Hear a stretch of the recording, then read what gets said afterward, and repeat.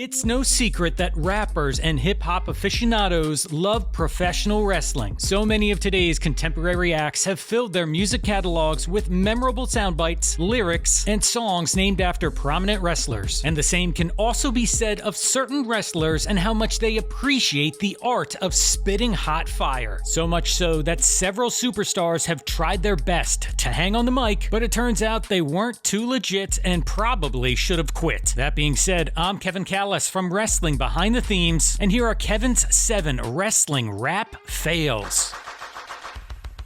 The AWA's Wrestle Rock Rumble.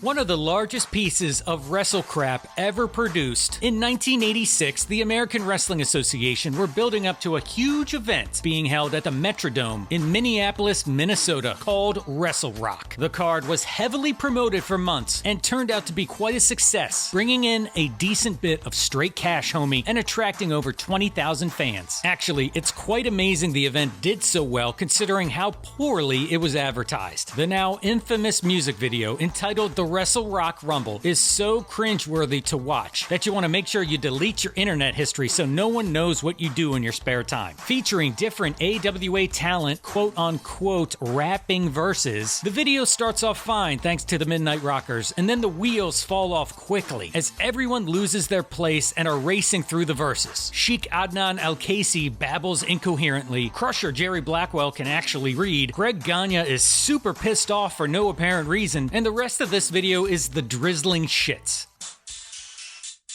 PN News. Yo baby, yo. You have to have a spot on this list for the OG originator of this marriage between rap and wrestling, the round mound of sound from Motown. The Rap Master, PN News, was a near 400-pound big boy who WCW turned into a rapper in the early 90s, probably because he looked like he could be Heavy D's doppelganger. Basically, News would feud with the likes of Wildfire, Tommy Rich, Johnny B. Bad, and the One Man Gang, but WCW definitely missed out on an opportunity to book a rap battle or a dance-off between News and Akeem the African Dream. Now, PN wasn't the most talented in the ring or on the mic, but apparently he was in line for a big push with the company. Unfortunately, News was accused of stealing money from the boys in the locker room and was ultimately released by management, even though he denied any wrongdoing. Perhaps the P in PN stands for pickpocket. The Macho Man, Randy Savage. One of the most unique side projects ever attempted by a sports entertainer was when the Macho Man entered the rap game and released an album in the fall of 2003 called Be a Man. Now let's set the record straight here. Be a Man was no contemporary classic. It barely made a blip at the time of its release, moving around only 15,000 copies and making Savage a bit of a punchline to some. Back then, I had a job in the radio business and Randy was doing promotional work the week the album debuted. He came by the country music station I was working at, and to this day, I believe that this is the only rap song to have ever been played on the air at that station. Good or bad, there will never be another human being quite like the Macho Man, because there will never be another MC quite like Randy Savage. He raps okay for an old white guy, but the lyrics calling out Hulk Hogan are terrible, and Macho's gravely voice soon becomes painfully irritating to listen to. Hulk Hogan.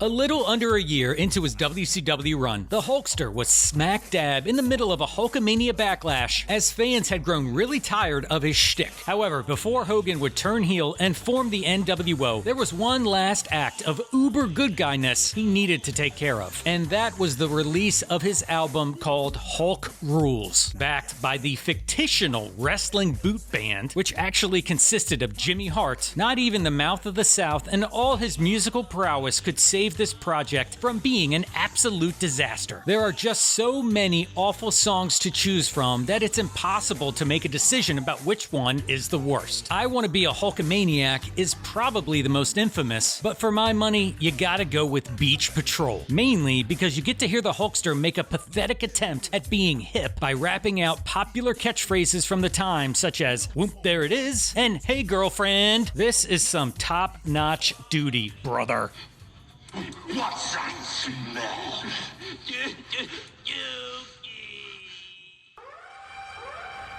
Platinum Max Caster.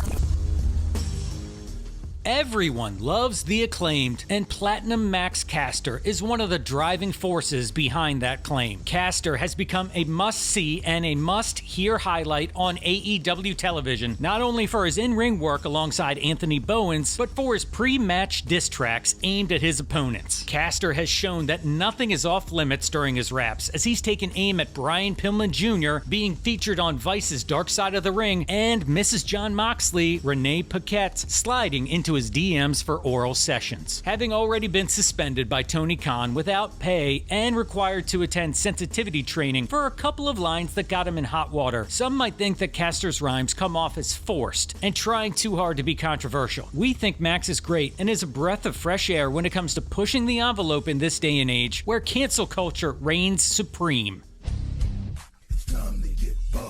R-Truth. Ron Killings has always repped hip-hop music, as he's been rapping the same song down to the ring for the past 20 years. Except for that one time he came up with a new song, Right Time to Get Crunk. Now give the WWE credit, because they tried their best to get this song over by pairing Truth up with Eve Torres to dance with him. They let Truth sing basically the entire song as part of his entrance, which was now full of all the flashing lights and camera tricks that Kevin, he can never keep his finger off the switch, loves to give people seizures with. And they even showed it as a music video a couple of times when he wasn't wrestling on that particular night. And then someone let the powers that be know exactly what getting crunked meant. And Truth went back to asking the WWE Universe what's up, seemingly the next day. Captain Lou Albano. One of the founding fathers of the Rock and Wrestling Connection, Captain Lou may be a WWE Hall of Fame manager, but if there's anyone with a voice that does not mesh well with the concept of rapping, it's the Captain. As anyone who's ever watched the Super Mario Bros. Super Show can attest to. As Albano attempts to get all the littles to do the Mario, listening to Lou here is about as painful as having a rubber band stapled to your face and then ripped out by the root. I will pull your goddamn tongue out by the roots! Thank you very much. It's really hard to decide which is worse, the Captain's dancing moves or his rapping, but we'll have to go with the latter. Captain Lou sounds more like the Russian nightmare Nikita Koloff here than an 8-bit pudgy Italian plumber who loves pizza, pasta, and princesses. There ain't nothing super about this track. And that's it for our list. Please let us know if there are any songs we might have missed by leaving a comment down below. And do us a favor by giving this video a massive thumbs up. Go ahead and share it with your friends who you think might also like it, because it really helps our channel grow and reach new people. Also, if you haven't already, please consider subscribing for weekly wrestling theme song content. And don't forget to follow us on social media so you get all our latest updates. And we'll see you next time, wrestling behind the themes.